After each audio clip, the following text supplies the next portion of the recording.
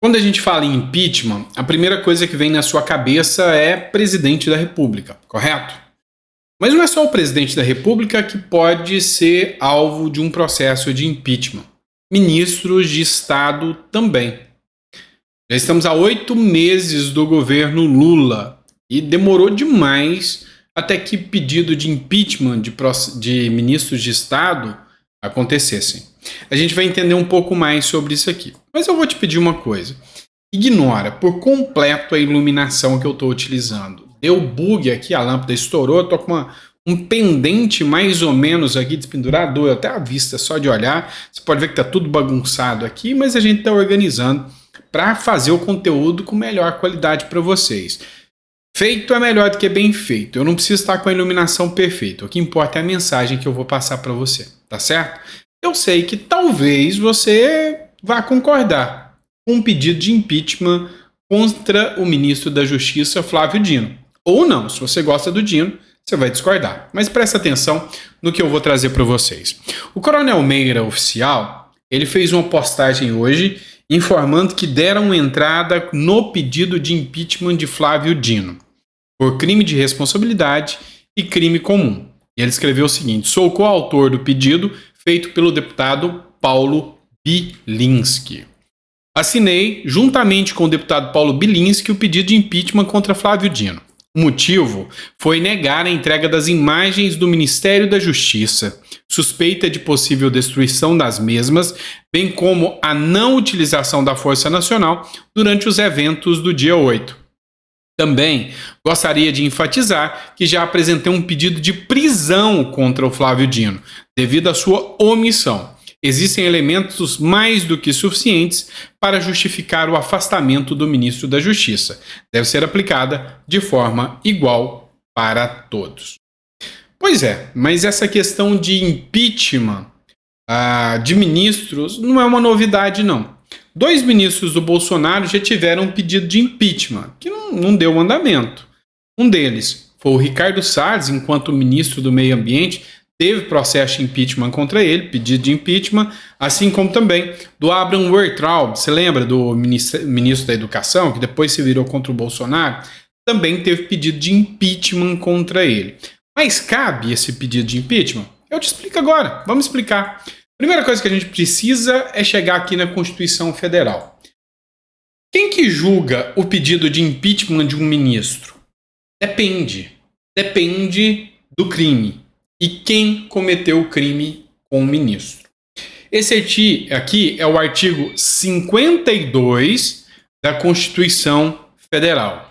E nesse caso, para a gente saber como prossegue o processo de impeachment do ministro, a gente tem que entender com quem ele participou. Então, o Senado, tá? Compete ao Senado da República, que vai dar seguimento, processar e julgar o presidente e vice-presidente da República nos crimes de responsabilidade. Esses são elencados na própria lei do impeachment, bem como os ministros de Estado e os comandantes da Marinha, Exército e Aeronáutica pelos crimes da mesma natureza conexo com aqueles. Então, por exemplo, no pedido de impeachment do Lula, se houver um pedido de impeachment do Lula por omissão dos atos, e aí o ministro do Estado, no caso o Flávio Dino, vai junto para o Senado Federal. Se for só o ministro de Estado não responde por crime de responsabilidade. Ele vai responder por crime comum, separado do presidente. Aí não é no Senado Federal, tá? Não é o artigo 52, inciso 1. Aí, no caso, eu vou aplicar o artigo 102, inciso 1, a linha C da Constituição Federal. Nas infrações penais comuns, ou seja, qualquer crime comum. Então, crime de, sei lá, lesão corporal, qualquer coisa nesse sentido, crime comum. Cabe impeachment do ministro? Cabe. Cabe sim. Com base no artigo 102, inciso 1, a linha C. E crime de responsabilidade, o ministro também comete? Comete. Só que aí, como eu disse, ele não vai para o Senado Federal. Ele vai para o Supremo Tribunal Federal.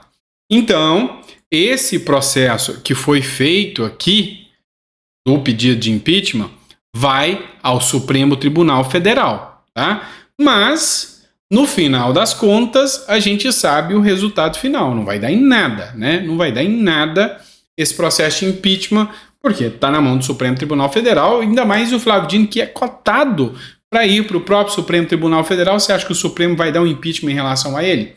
Pouco provável, né? Aí é acreditar em Papai Noel, né? Mas é papel do deputado fazer. E se ele não fizer, se ele não agir, ele está prevaricando, ele está errando, ele está sendo omisso. Então, o deputado tem papel de agir, e se tem papel de agir, deu entrada aí no impeachment, se ele entende que houve aí um crime do Flávio Dino, beleza? Bora agora falar um pouco da questão econômica. Vocês sabem que eu discuto muito, falo muito sobre a questão econômica com vocês. Dá uma olhada nessa matéria. Aí, para ninguém falar que é mentira, cito a fonte, é a Globo, tá? Brasil perdeu mais de 400 mil empresas só nos 6 meses primeiros do governo Lula. O levantamento da Contabilizei, feito com base em dados da Receita Federal. Entretanto, o Ministério do Desenvolvimento, Indústria, Comércio e Serviços diz que não é bem assim, que não foram 400 mil empresas fechadas, mas que teve um saldo de 212 mil empresas abertas. Aí, meu amigo, fica muito difícil você dar credibilidade em dados. Como que pode dados serem tão discrepantes assim? Um diz que teve 400 mil fechadas. O Ministério do Desenvolvimento e Indústria diz que teve 212 criadas, ou seja, saldo positivo. Tem coisa errada. E aí, a gente foi fazer uma comparação dos dados. O que foi que a Contabilizei utilizou como base? Utilizou o óbvio, a Receita Federal. Lá na Receita Federal é que fica o cadastro das empresas. Lá que você tem a criação ou extinção de um CNPJ. Pode uma empresa continuar atuando se ela elimina o CNPJ? E se ela muda o CNPJ? Some um e nasce outro. Aí fica no 0 a 0.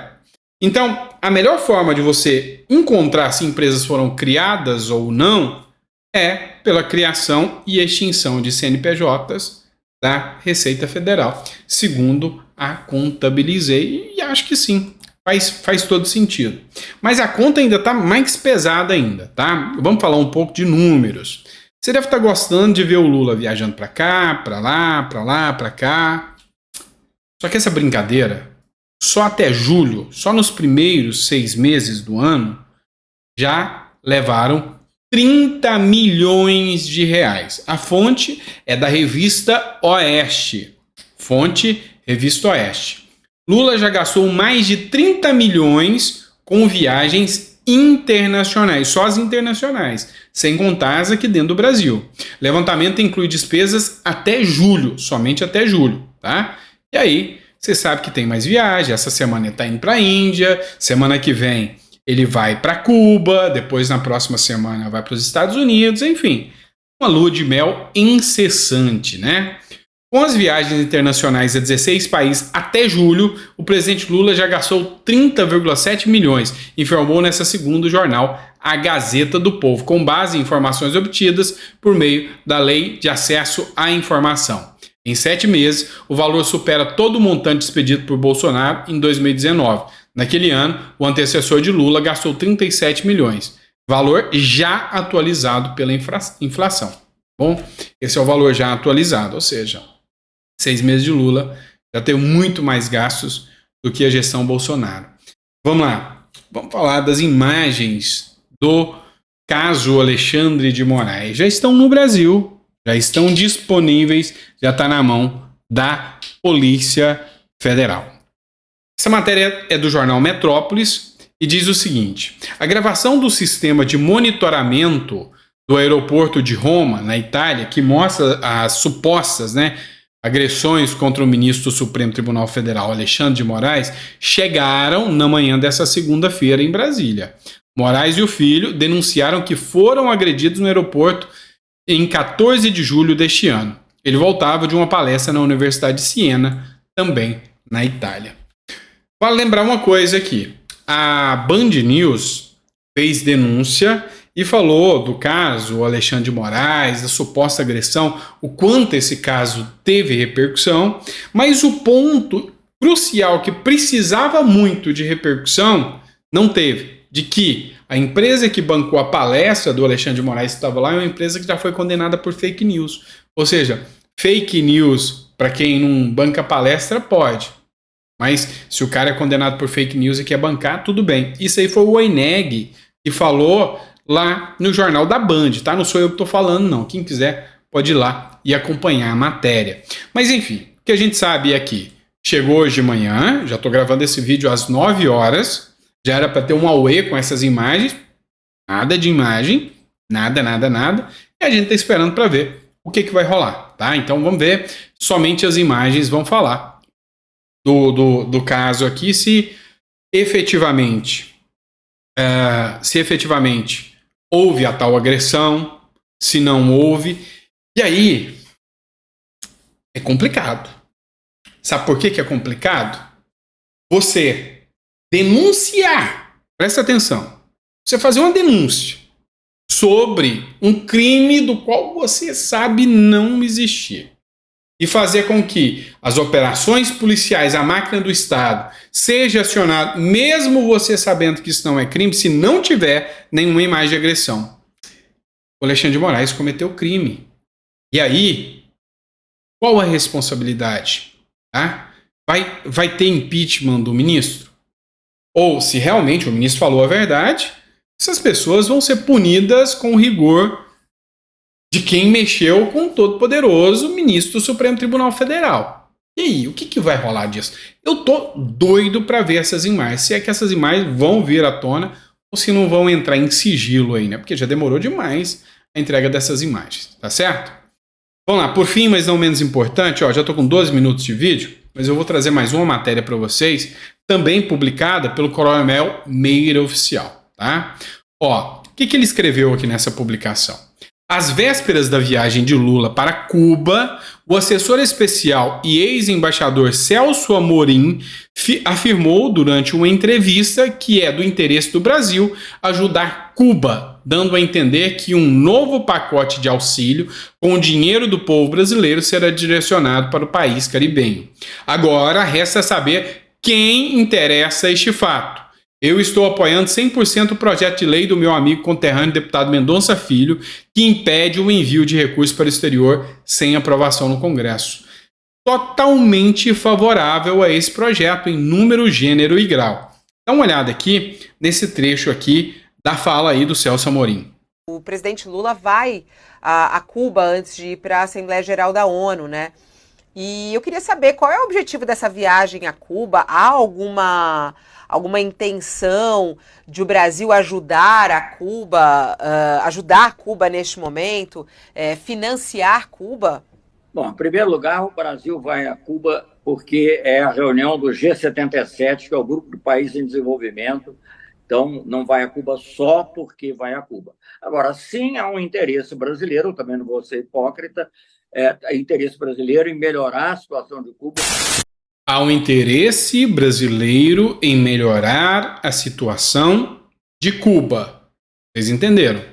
O dinheiro público observando o escárnio que o Brasil se encontra, a situação decadente que muitas pessoas encontram-se no Brasil, e o interesse é ajudar um país lá fora. Continua aqui, não acabou não. Tá? Olha só. O presidente do BNDES, Gustavo Montezano, afirmou que Cuba deixou charutos como garantia de um empréstimo de 3,6 bilhões junto ao banco. Acompanhe. Valores corrigidos, o dinheiro para Cuba, né, que não pagou, foi 3 bilhões e 600 milhões de reais. De valor emprestado foi isso aí. Emprestado, sim. Isso. Agora, quando qualquer cidadão vai no banco e faz um empréstimo, ele tem que deixar algo em garantia. O que Cuba deixou em garantia, caso não pagasse esse empréstimo, o que eles iam dar para a gente? Cuba deixou em garantia recebíveis de charuto, venda de charuto doméstico. A gente emprestou bilhões para Cuba e se eles não pagassem, a gente ia receber em charuto. Nem isso a gente recebeu. Então, assim, se Cuba não pagasse, o governo brasileiro ia lá em Cuba e ia penhorar as vendas de charuto lá em Havana para poder ressarcir o cidadão 3 brasileiro. bilhões e 600 milhões de reais em charuto. 3 bilhões e 600 milhões de reais em charuto. Tá bom, ou que mais? É isso, pessoal. A gente volta amanhã. Talvez amanhã a gente já tenha luz aqui. Se não tiver luz, eu não vou nem aparecer, para não ficar essa coisa branca brilhando na tua cara aí, tá? Mas enfim, é isso. Obrigado por ter acompanhado até o final. Estou ansioso para ver as imagens do caso do ministro Alexandre de Moraes. Estou querendo ver o resultado. Só para mim falar, ó, eu avisei de que o processo do Dino de impeachment vai ser arquivado. Isso é fato. Tá? O pedido de prisão vai ser negado. Isso é fato. E não é por questão de lei. É por questão de quem faz e não o que faz. Tá certo? É isso, meu amigo. Muito obrigado. Espero que você tenha gostado. Fala aí que ficou até o final. Isso ajuda muito, gente. A gente, ó, presta atenção. Aqui eu não tô bancado por Jovem Pan, eu não tô bancado por Revista Oeste, não tô bancado por Fórum, por Globo, por nada disso.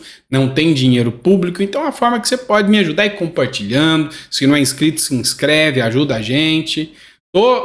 Tô aqui, só gravando para vocês, tá bom? Então, se estiver gostando, puder dar uma força aí pra gente, te agradeço e agradeço muito. Grande abraço, fica com Deus e até o próximo vídeo.